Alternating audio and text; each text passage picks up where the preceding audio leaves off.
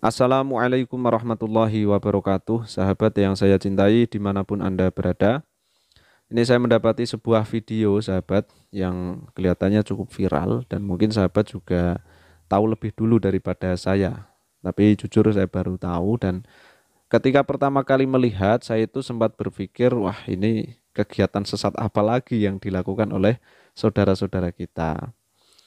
Ya, karena kita lihat sendiri ya di situ ada umat Islam di masjid pula, kemudian di situ juga ada umat Hindu atau Buddha itu, Buddha. Nah, di sana ada semacam kayak ritual begitu yang dilakukan oleh umat Buddha dan mirisnya itu ada umat Islam yang mengamini kayak mengamini atau apalah gitu. Pokoknya gini ya, ketika mereka melakukan ritualnya. Nah, kemudian banyak sekali tentu saja orang-orang yang mengomentari ini. Wah, netizen kita ini ya top-top ya Indonesia ini. Kalau menghujat ya sampai habis, kalau memuji itu ya sampai sundul langit istilahnya gitu. Nah, kemudian ada banyak sekali pertanyaan-pertanyaan yang muncul atas kejadian itu. Lalu kemudian mereka bertanya, ini sebetulnya bagaimana hukumnya orang-orang non-Islam masuk ke masjid? Nah, ini bingung ini kawan-kawan kita. Nah, ini sebelum saya masuk ke pembahasan itu, maka ada baiknya gini sahabat ya. Kita melihat dulu bagaimana kronologi yang sebetulnya. Kalau kita melihat kronologi yang ada, sebetulnya itu acara yang ada di sana adalah acara yang sifatnya mendadak. Karena kalau kita melihat itu dari keterangan-keterangan yang ada juga jelas sekali itu memang kegiatan yang mendadak. Jadi setiap tahunnya kan umat Buddha yang ada di sana itu selalu melakukan kegiatan perjalanan gitu ke Borobudur. Nah, kebetulan perjalanannya menuju ke Borobudur itu melewati masjid. Nah, masjidnya ini ada di pinggir jalan sahabat ya. Lalu kemudian umat Buddha ini minta izin ke pihak setempat yang ada di masjid itu untuk mampir sebentar lah gitu untuk istirahat karena orang perjalanan itu kan ya capek, minta izin kepada pihak-pihak yang terkait dengan masjid itu, tentu saja ya ada ketua masjid, ada pihak pemerintah dan lain sebagainya untuk istirahat dan akhirnya itu dikabulkan. Ya akhirnya istirahat di sana. Nah, tak disangka ketika sampai di masjid, nah ini penyambutan oleh saudara-saudara Islam kita yang ada di sana ini luar biasa. Disambut dengan baik, dengan hangat, dihidangi beberapa suguhan-suguhan, minuman, dan lain sebagainya. Bahkan ada kegiatan semacam seremonial di akhir ini ya, ketika mau melakukan perjalanan lagi. Nah, karena saking terharu mungkin ya, umat Buddha ini terharu, lalu kemudian ya menyampaikan terima kasih kepada pihak-pihak terkait yang menyambut dengan hangat, menyediakan suguhan dan lain sebagainya. Lalu kemudian di sana ya mereka mendoakan saudara-saudara kita dengan cara mereka ya. Nah, lalu kemudian ya itu yang terjadi. Kemudian muncullah beberapa anggapan bahwa wah ini kegiatan sesat ini ritual ibadah ini. Ya, itu kronologinya sahabat. Dan nanti ketika sahabat mau mengklaim, mau menghakimi, ya silahkan saja ya.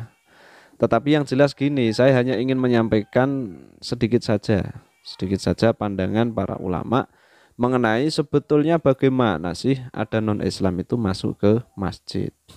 Nah, kita tidak boleh menutup mata, sahabat. Para ulama kita ini memang berbeda pandangan.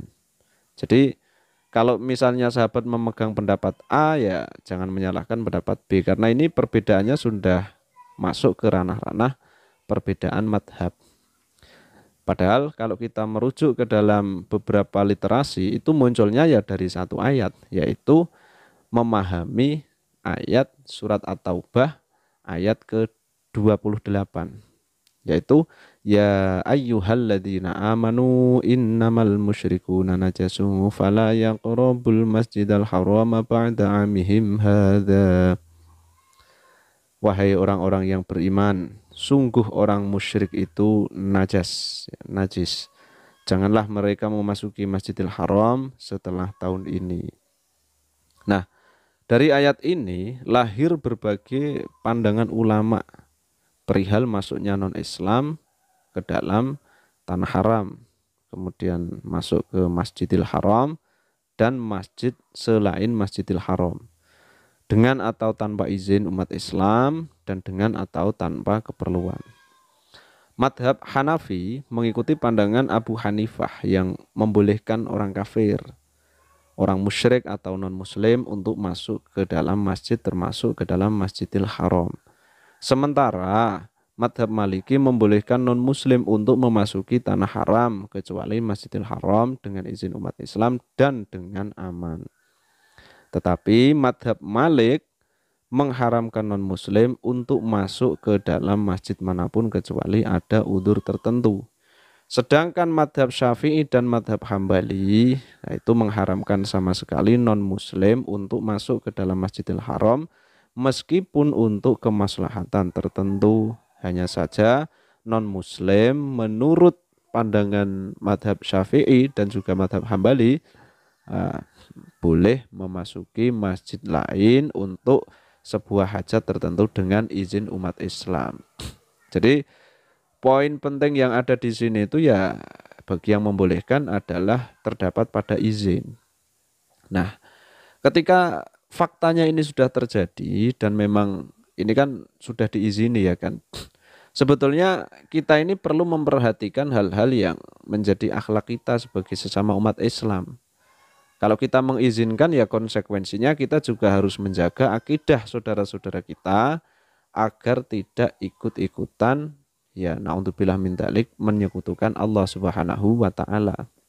Ya mohon maaf karena agama Buddha dan juga agama Islam ini kan ya mau tidak mau kita sampaikan ya memang berbeda keyakinan. Akan tetapi ketika ada semacam kegiatan mereka, ketika mereka mendoakan ya itu kan mintanya ya bukan kepada Tuhan yang kita sembah Allah Subhanahu wa taala, akan tetapi kepada apa yang mereka yakini. Lalu ketika ada orang yang gini, nah itu ya sebaiknya kalau di dalam konteks ketika pelaksanaan itu ya harusnya ada yang mengingatkan sahabatnya. Kalau tidak ada ya mungkin ini bisa sebagai pengingat begitulah ya. Nah, itu mengenai pandangan-pandangan ulama.